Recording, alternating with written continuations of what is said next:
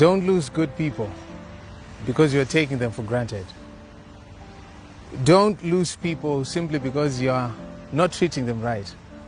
A lot of you are busy praying and asking God to give you blessings and give you breakthroughs and to show you a way out.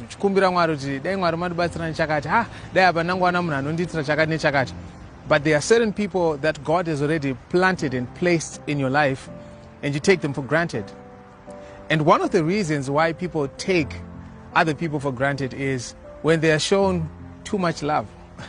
As funny and as ironic as that sounds, but it's a reality. Kune vanhu vekuti vakatonyanya kuratidzwa kudiwa vanenge vanotoita kakuwedzera kakusatoda kudiwa kacho. Because there's a saying that says familiarity breeds contempt. People often take for granted that thing which they always have at their disposal. Some of you have people who genuinely love you with no ulterior motives. People who call you night and day. People who check up on you Monday, Tuesday, up until Friday. Wadongo say. Asi vamwenyu munotosvika pamunotosvotwa nawo unototarisa foni asi munhu anokumbira mari asi munhu anoda kuziva ndiri kurwara munoda kungonzwa shamwari zviri sei zviri kufamba here kumba kwasikera sei ndakanzwa kuti uri kurwara. But sometimes when people show you that much love, certain people seem to repel that kind of love and they start taking those people for granted, and they are also in that very same moment busy chasing people who don't appreciate them, and the cycle goes on and on. But I'm here to tell you to not lose good people simply because you're taking them for granted. And most of us are guilty of this thing. Kuti vane vanhu vanovada, vane vanhu vakatozvipira kuti vavaratidze rudo. But because these people are always available, they tend to take them for granted because they think that they're always going to be available. But what you fail to realize sometimes is that these people can get to also a point where they are frustrated. They can get to a point where they are also tired of showing you that love. They can get to a point where they feel unappreciated and they go and they give their love elsewhere, where they feel accepted, where they feel that that love is going to be reciprocated. And once vangodaro ndopantanga mutauro kuti komazana uchanditsvaga sei, mazana hamuchambofona sei, mazana hamuchambotifunga wakuvhaira ka. But otadza kufunga kuti asi munhu andiri kuti akuvhaira nekuti haachandifoneri, ini yangu foni yanga yafa here, yakaadresa handiiziwe here kuti ndimushanyire kuti ndimbomubvunza kuti iye ari sei. But because we were used to this cycle where these people are constantly the ones who are looking for us, instead of taking their love to be a privilege, we started taking it to be an entitlement. We started taking it to be a right. We started taking it to be something that we have the right to and something that we deserve. And yet it was a privilege, and yet it was a blessing, and yet it was an act demanding reciprocation. Saka regedza kufa wakasvika panzvimbo iyoyo yekuti vanhu vakakukomberedza hauvaratidzewo rudo ravanokuratidza. There are so many of you, you have good siblings, you have good friends, you have genuinely good pastors. Yeah, I'm not talking about no, there are still some genuine men and women of God who will come to your house to visit you. But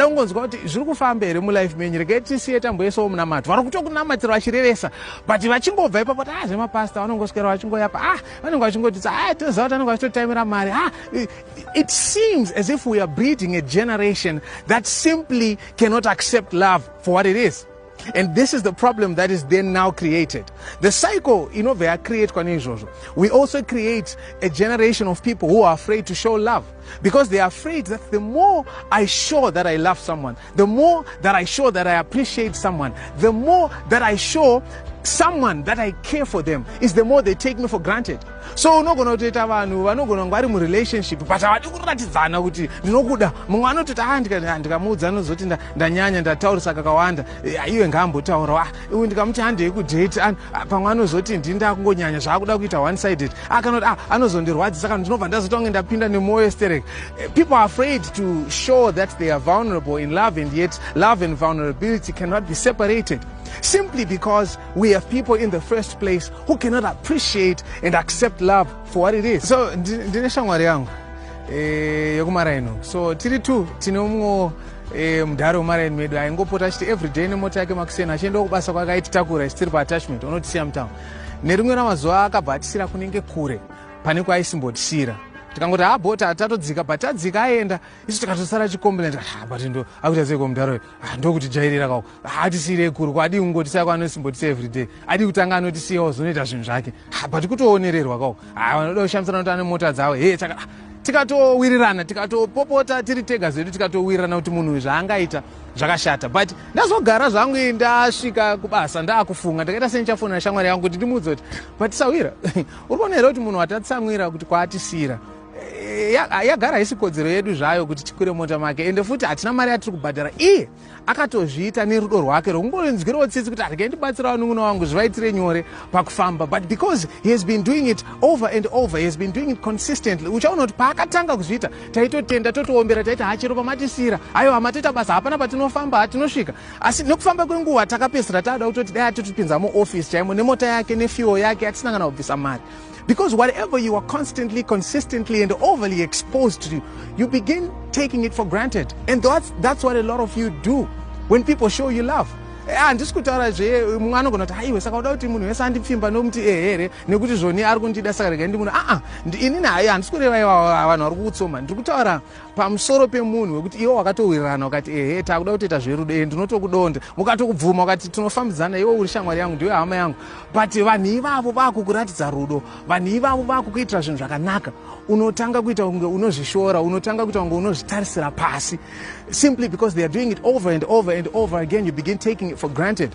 Do you know that Paul says to Timothy, he says in the last days perilous times are going to come, and what is going to happen is that men are going to become very boastful, men are going to become proud, men are going to become lovers of themselves and lovers of money more than they love God. And I could make sense of all of that, but one word that really struck me and shocked me was the fact that Paul says in the last days men are going to become ungrateful. And I said, saka kusatotenda ikoko nechero chawawana chawaratidzwa. It's not just a natural phenomenon, but it's a sign of the last days. It's a manifestation of the devil at work in you. So make up your mind that I am going to reciprocate love. I'm going to appreciate my good husband. I'm going to appreciate my good pastor. I'm going to appreciate my good friends. I'm going to appreciate the people around me who are making love easier, who are making life easier for me by showing me love. Hapana chinoshamisira pandiri. Hapana chiri pandiri chavasingawani kune vamwe vanhu. Nhasi anogona kutongosarudza, Mwari anogona kungomupa mumwe munhu. Life yake ikatofamba pamwe ikatoita nani kudarika inini ndiripo. Saka handifaniri kuti ndinge ndinonamatwa. Munoziva here kuti Jesu pane vhesi randakati ndichiverenga rimwe zuva ndikati Jesu dai maiziva pamunotaura nyaya yekuti anzi idai ava vanokuvengai, love your enemies, ndikati Jesu muri kutaura zvekuti vanhu ava vade vavengi vavo vari kutotadza kuda vanhu vanovada, kuvavengi tinozosvika sei? So make up your mind today that you are going to love and appreciate. You are not going to take for granted the people that God has placed in your life. Love them, reciprocate love. Don't lose good people because you are taking them for granted. Komborero Enash.